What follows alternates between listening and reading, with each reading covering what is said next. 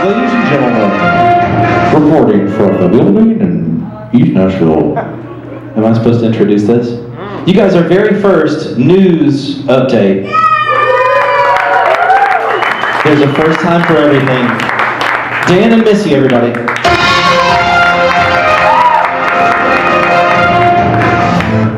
Hello and welcome everybody to our very first No Shame update. I'm Dan Fine. And I'm Missy Wilderman, and here's your news. The Italian government recently donated a high-tech espresso machine to the International Space Station. They are also eagerly awaiting the ship from Ethiopia to bring the beans. Hi there, an app launched in February is being described as the tender for potheads. It has just become available in states where marijuana is still illegal. Users of the app are worried that the police could use it to make arrests. The police were too high to comment after that date with your mama. David Letterman has just released the list of guests for his final month at The Late Show. Some of the stars include George Clooney, Oprah Winfrey, and Bill Murray. Look, we all know he could have Jimi Hendrix there, and nobody's paying attention because we're all watching Jimmy Fallon lip sync duo with Dakota Fanning. Season 5 of the HBO hit series Game of Thrones premiered a few weeks ago. Over 8 million households tuned in for it. To put that into perspective, David Letterman doesn't even know that many people exist. A new book has come out about the life of John Wilkes Booth, who famously shot President Abraham Lincoln. The book states that Booth was actually a very successful and popular actor, and was actually the first actor to have his clothes torn off by fans. So, your move, Lee Harvey Oswald.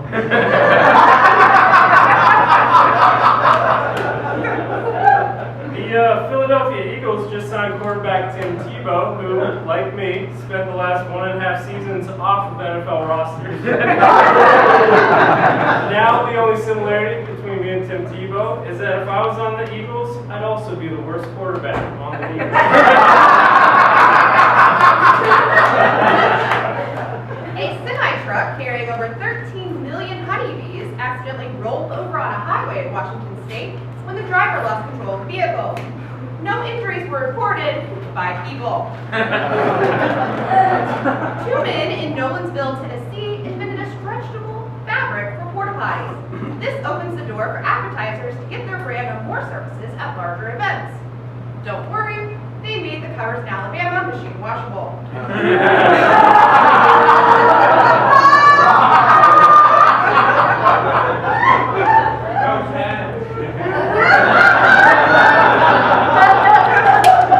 In an interview with Rolling Stone, Kanye West this week said he is not a musician, but an inventor.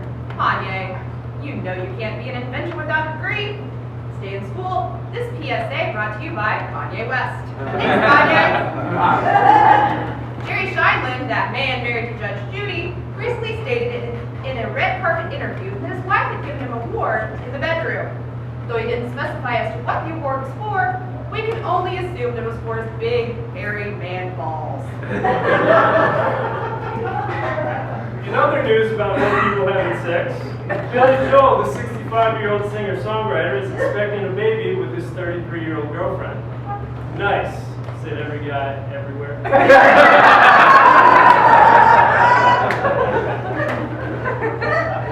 A website was recently launched that allows anyone access to anyone else's public records. This includes criminal records, mugshots, and background checks. It used to take weeks, but now you can find out instantly if your dad shot that man in 1986. Said he did. You might remember IBM's Watson supercomputer from a Special Jeopardy episode in which you beat 2 other contestants. Watson made headlines again by becoming the world's first computer to write a cookbook. Not to be outdone, Bobby Flata just announced he will be the world's first Robo-Top Chef. In DeKalb County, Georgia, one family's beloved dog saved them from a murder suspect who had broken into their house. To thank the dog, they gave him the bomb. The bomb. In Libya, ISIS has been publicly executing Christians. Thanks, Kanye.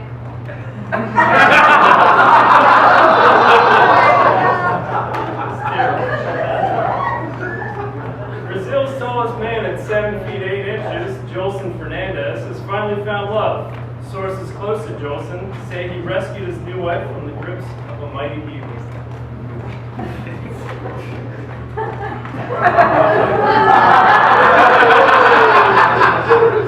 Bill Cosby recently confirmed reports that he used roofies before intercourse. Surprisingly, he also said that he even has to roofie himself before masturbation. So good doing. A family in Louisiana reunited with their dog after a return home from a 3-state, 4-month journey. One dog expert wasn't sure how the dog made it back because he wasn't able to communicate with the dog because he's a person. Former Olympic gold medalist Bruce Jenner came clean on a recent interview declaring, "I am now a woman," a suspicion I've had for years. So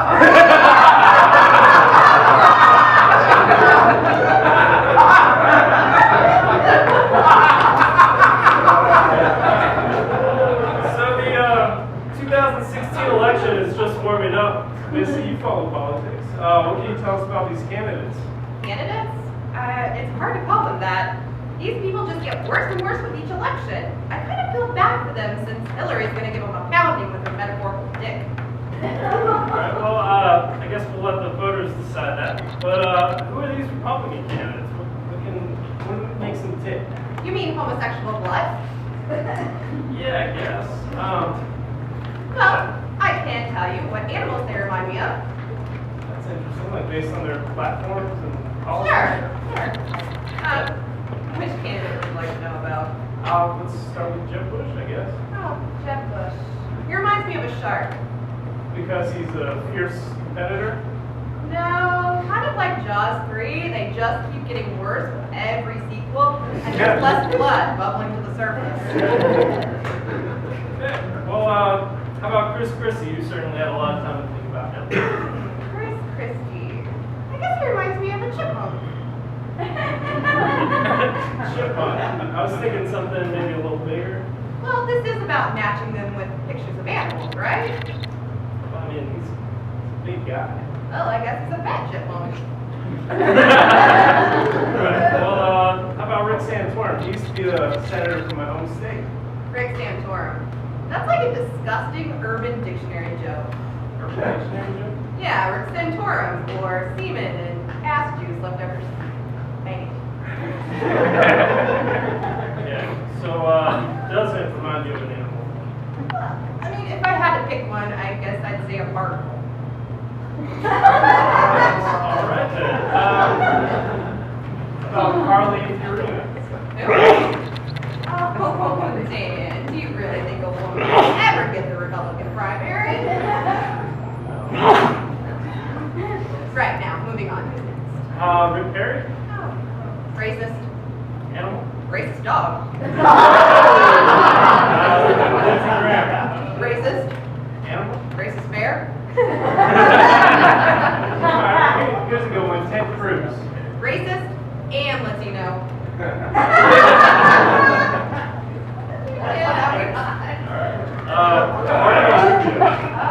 Marco Rubio. He's from Florida. He's rather pretty for a Republican. I'd say a dolphin. Alright, lastly we have Rand Paul. He's a big player in this election. What animal does he remind you of? You know, I don't think Rand Paul really reminds me of any animal. He kind of looks like that guy from Happy Gilmore, Shooter McGavin.